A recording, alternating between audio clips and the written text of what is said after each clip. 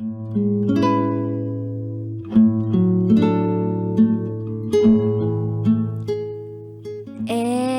now, it's time for DJ Rocky's Secret Files.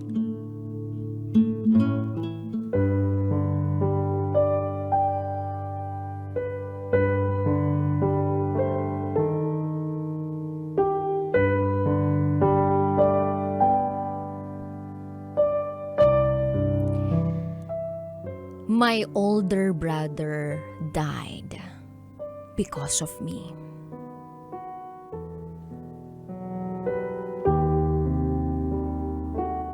Hi, DJ Rocky. Itago mo na lang ako sa pangalang Lloyd Kim. At ito, ang aking secret file.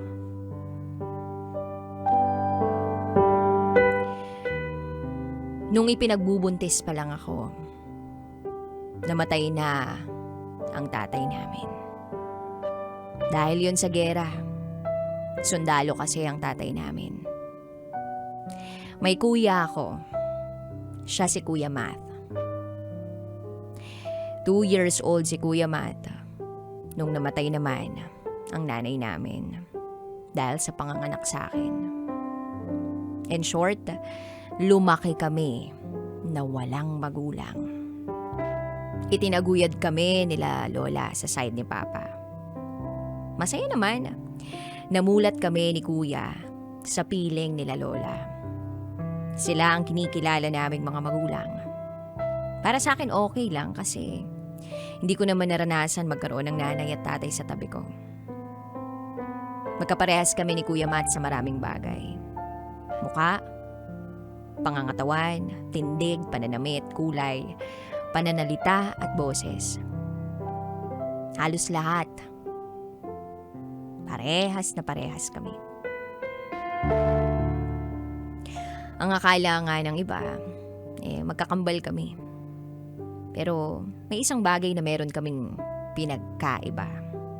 Matatawag kong isa siyang mahinang nilalang at malambot ang puso. Kasi mula nung mga bata pa kami, ako palagi ang nagtatanggol sa kanya kapag tinutokso siya. Ang weird, no? Si Bunso ang nagtatanggol kay Kuya. Ako kasi, basag ulo. Basag ulo dito, basag ulo doon. Hindi man ako mapigilan ni Kuya, baka masaktan ko raw siya. Siya lang ang barkada ko. At ako lang ang barkada niya. Kaya kaming dalawa lang ang magtropa sa school, sa bahay, sa gimikan, at kung saan man. Magkasundo naman kami kasi sa lahat ng bagay. Actually, mula pagkabata, magkatabi kami sa pagtulog. Sabay pang maligo, sabay kumain, sabay pumasok sa paaralan. Pag uuwi ng gabi, siguradong gabi rin siya uuwi kasi nga magkasama kami. Kumbaga, parang ang perfect naming magkapatid. Hindi man kami sinuwerte sa magulang, swerte naman kami sa isa't isa. Kasi kami yung naging magkapatid. Pero hindi ibig sabihin nun na hindi na kami nag-aaway. Nag-aaway din kami minsan. May mga bagay na hindi kami nauunawaan sa isa't isa. Pero nagkakabati rin agad. Kasi siya yung unang lalapit sa akin palagi. Para suyuin ako. At yun, balik kami sa dati. Masama kasi ugali ko. At ramdam ko yun.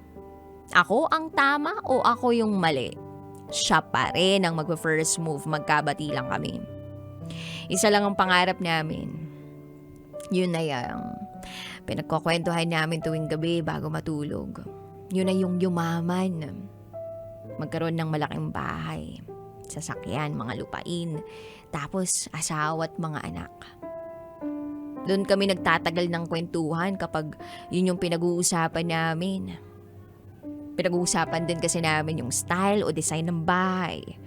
Gusto ko kasi pag nagkaroon kami ng bahay, dapat magkatabi lang. At palagi niyang sinasabi sa akin, Bunso, Pag ikaw yung sinuwerte, tulungan mo ako ha. Sabi ko naman, syempre. Ganun din ako kuya. So pinaghahandaan namin ang future namin. Kaya nag-aaral kaming mabuti. Palaging matataas ang grades namin. Actually, nagtatop kami sa klase. At sa kabatiran ng lahat, mag-classmate kami ni kuya. Sinadya talaga ni kuya na tumigil ng ilang taon para makasama niya lang ako. Palagi namin pinag-aawayan yung rank 1. Minsan ako yung rank 1, minsan siya. Hanggang sa mag-high school, ganun pa rin, walang nagbabago. Ang swerte ni Lola sa amin, mukhang kami raw ang tutupad sa mga pangarap niya. Walang masabi si Lola sa amin eh. Kasi mga gawaing bahay, tinatapos muna namin bago gumimik. Hanggang sa nag-college kami. Kinuha niyong kurso, business ad. Habang ako, IT. Magkalapit lang yung room namin kaya okay lang. Si kuya busy mag-aral at hindi niya alam na ako ay humaharot na. Nagkaroon ako ng girlfriend. Classmate ko lang din. Siya si Jenny. First day of school pa lang, nag-approach na ako sa kanya. Ganda kasi niya. Singkit, morena. Sakto lang yung ilong sa muka. Parang ginawa talaga siya ng Diyos para sa akin. Nagkasundo kami. Pero syempre, priority ko ang makapagtapos ng pag-aaral. Kaya wala akong masamang intensyon kay Jenny, kundi mag-girlfriend lang talaga. Hindi ko iniisip na galawin siya. At yun, kontento naman siya. Payag siya sa ganun. Palagi kong inaasar si kuya. Kasi ako, may girlfriend, tapos siya, wala pa. Natutuwa naman si Lola sa pang-aasar ko kay kuya. Actually, hindi alam ni Jenny na may kapatid akong nag-aaral sa school namin. Isang gabi habang nakaiga kami sa kama namin, pinakita ko sa kanya yung picture ni Jenny. Sabi ko, "Kuya, maganda ba?" Sagot ni kuya, "Maganda siya pero hindi ganyan yung klase ng ganda na hinahanap ko." May classmate din pala si kuya na pinopormahan niya. Ipinakita niya sa akin. Maganda naman yung babaeng pinopormahan niya. Pero mas maganda si Jenny. Ang taas ng respeto ko kay Jenny. Magdadalawang buwan na kami hanggang holding hands lang yung kaya kong ibigay sa kanya. Palagi kami magkasama ni Jenny at mahal ko siya. Doon din nagkakaroon ng pagsiselo si kuya kasi nahahati na yung atensyon ko sa kanya. Pero naisip niya na parte ito ng growing up naming dalawa. Tinanggap niya yun. Kilala ko na si Jenny, ang buong pagkatao niya. Pero ang tanong ko sa sarili ko, kilala rin ba niya ang buong pagkatao ko? Kaya gumawa ako ng paraan para malaman ko kung kilala niya ba talaga ako or what. So dinamay ko si kuya sa plano ko. Siya ang makikipag-meet kay Jenny sa second monthsary namin. Pumayag naman si kuya. Dumating nga yung time na yun. Ipinahiram ko kay kuya yung couple shirt namin ni Jenny at couple watch. Sa bahay lang ako. Nag-aantay ng resulta. Gabi nang umuwi na si kuya. Sinulubong ko siya ng tanong, "Ano, nakilala ka ba niya?" "Hindi raw," sabi ni kuya. Akala talaga ni Jenny na ako talaga si kuya. Nasaktan ako doon. At mas lalo pa akong nasaktan nung narinig ko mula sa bibig mismo ni kuya ang katagang, "Ang sarap pala niya humalik, no?" Shh! Put ina.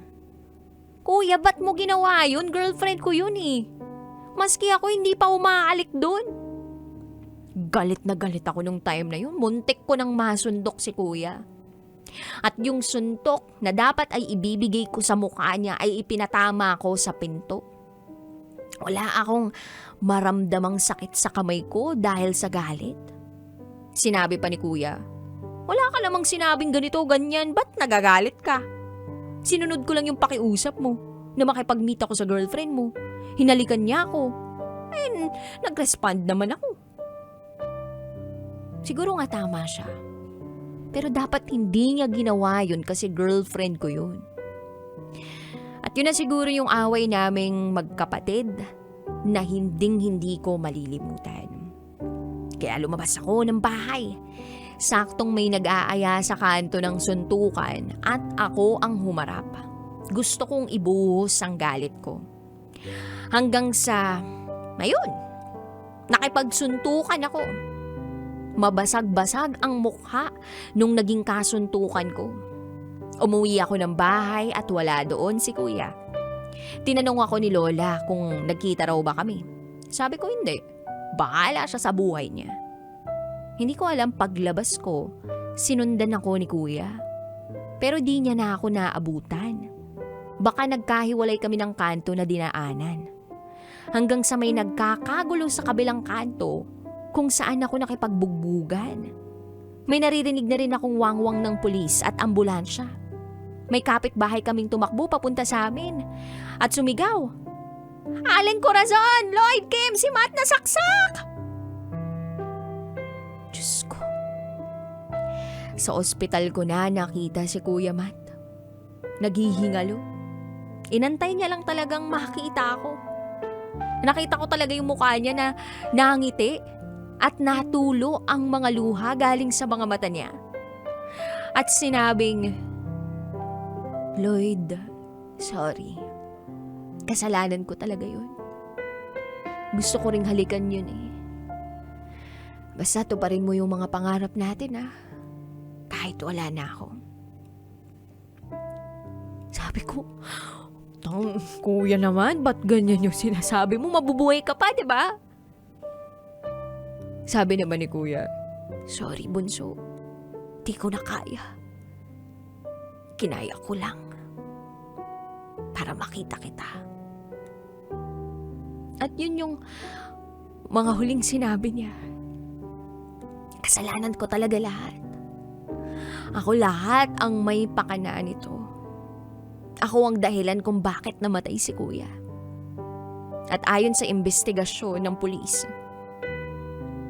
si kuya ay napagkamalang ako. Akala ng binugbog ko, si kuya ang nambugbog sa kanya. At yun ay yung pinagsisisihan ko ng paulit-ulit. Ilang taon na ang lumipas. Hanggang ngayon, dala-dala ko pa rin yung sakit at yung pagsisisi. Isa lang ang gusto kong maibahaging lesson sa mga kabataan ngayon. Huwag na huwag kang gagawa ng desisyon na hindi mo alam ang magiging resulta. Yun lamang po. Muli, ako si Lloyd Kim. At ito ang aking secret file.